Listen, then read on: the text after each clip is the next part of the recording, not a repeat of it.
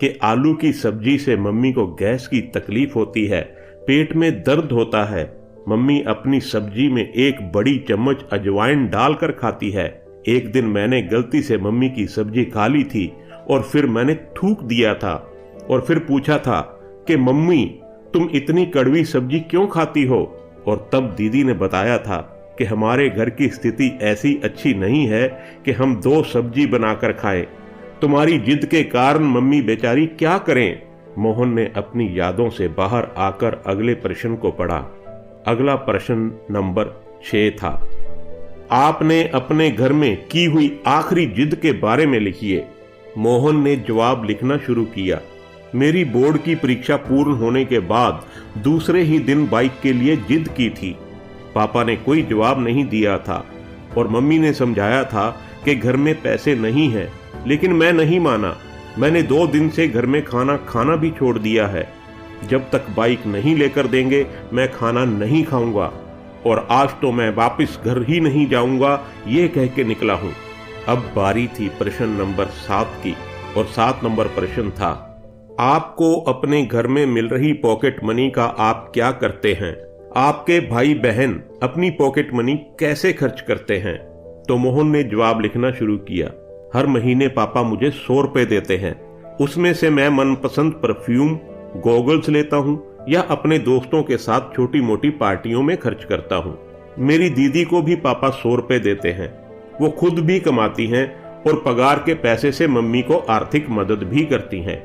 हाँ, उसको दिए गए पॉकेट मनी को वो गुल्लक में डालकर बचत करती हैं। उसके किसी प्रकार के कोई शौक नहीं है क्योंकि वो कंजूस भी है। इसके बाद प्रश्न था 8। आप अपनी खुद की पारिवारिक जिम्मेदारी को समझते हैं? यह प्रश्न अटपटा और मुश्किल होने के बाद भी मोहन ने जवाब लिखना शुरू किया। परिवार के साथ जुड़े रहना चाहिए, एक दूसरे के प्रति समझदारी से व्यवहार करना चाहिए, एक दूसरे की मदद करनी चाहिए और ऐसे अपनी जिम्मेदारी निभानी चाहिए। ये लिखते लिखते ही अंतर आत्मा से आवाज आई, अरे मोहन, तुम खुद अपनी पारिवारिक जिम्मेदारी को योग्य रूप से निभा रहे हो क्या?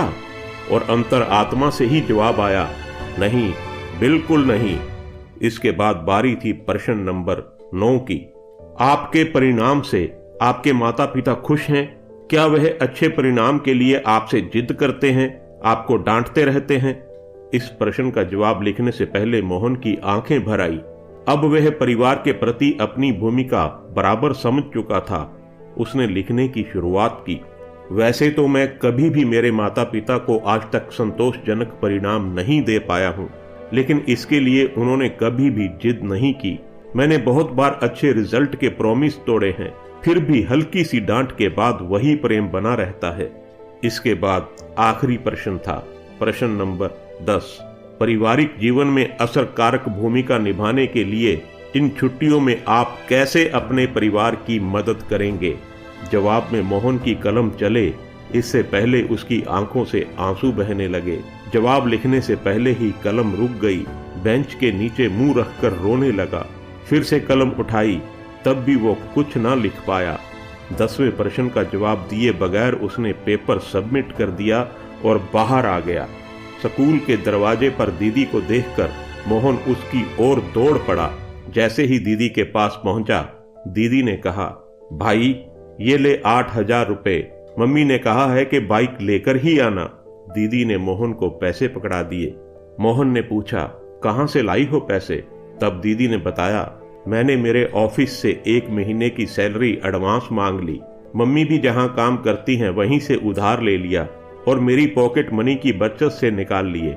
ऐसा करके तुम्हारी बाइक के पैसे की व्यवस्था हो गई है।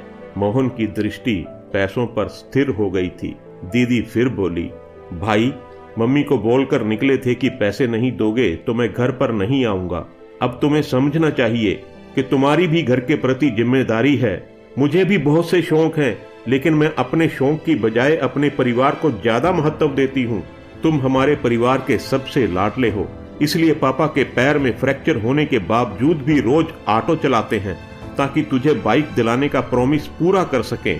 बाकी तुमने तो अनेकों बार अपने प्रॉमिस तोड़े हैं ना। मोहन के हाथ में पैसे थमाकर दीदी घर की ओर चल निकली। उसी समय मोहन का दोस्त वहां अपनी बाइक लेकर आ गया। वह अपनी बाइक अच्छे से चमका कर लाया था। दोस्त ने कहा, ले मोहन, आज से ये बाइक तुम्हारी। सब 12,000 रुपए में मांग रहे थे, मगर ये तुम्हारे लिए 8,000 रुपए में। मोहन बाइक की ओर एकटक देख रहा था और थोड़ी देर बाद बोला, दोस्त, तुम अपनी बाइक उस 12,000 वाले को ही दे देना। मेरे पास पैसे की व्यवस्था नहीं हो पाई है और होने की संभावना भी नहीं है। ये कहकर मोहन सीधा भागवत सर की केबिन में जा पहुंचा। भागवत सर ने मोहन की ओर देखा और पूछा, अरे मोहन, कैसा लिखा है पेपर में? तब मोहन बोला, सर, ये कोई पेपर नहीं था, ये तो मेरे जीवन के लिए दिशा निर्देश था। मैंने एक प्रश्न का जवाब छोड़ दिया है, किंतु वह जवाब लिखकर नहीं, अपने जीवन की जवाबदेही निभा कर दूंगा। और इतना कहकर भागवत सर के चरण स्पर्श किए और अपने घर की ओर निकल पड़ा। घर पहुंचते ही मोहन ने देखा कि मम्मी, पापा, दीदी सब उसकी राह देख रहे थे। मोहन को देखते ही मम्मी ने पूछा, बेटा, बाइक कहाँ है? मोहन ने दीदी के हाथों में पैसे थमा दिए और कहा, सॉरी, मुझे बाइक नहीं चाहिए। और पापा, मुझे ऑटो की चाबी दो। आज से मैं पूरी छुट्टियां ऑटो चलाऊंगा और आप थोड़े दिन आराम करेंगे। और मम्मी, आज मेरी पहली कमाई शुरू होगी, इसलिए तुम अपनी पसंद की सब्जी ले आना। रात को हम सब साथ मिलकर खाना खाएंगे। मोहन के स्वभाव में आए परिवर्तन को देखकर मम्मी ने उसको गले लगा लिया और कहा, बेटा, सुबह जो कहकर तुम गए थे वो बात मैंने तुम्हारे पापा को बताई थी और इसलिए तुम्हारे पापा दुखी हो गए, काम छोड़कर घर वापस आ गए। भले ही मुझे पेट में दर्द होता हो, लेकिन आज तो मैं तेरी पसंद की ही सब्जी बनाऊंगी। तब मोहन ने कहा, नहीं मम्मी, अब मैं समझ गया हूं कि मेरे घर परिवार में मेरी भूमिका क्या है।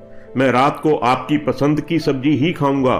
परीक्षा में मैंने आखिरी जवाब नहीं लिखा, वह प्रैक्टिकल करके दिखाना है। और हाँ मम्मी, हम गेहूं को पिसाने कहाँ जाते हैं, उस आटा चक्की का नाम और पता भी मुझे दे दो। उसी समय भागवत सर ने घर में प्रवेश किया और बोले, वाह मोहन वाह, जो जवाब तुमने लिखकर नहीं दिया वह प्रैक्टिकल जीवन में करके दोगे।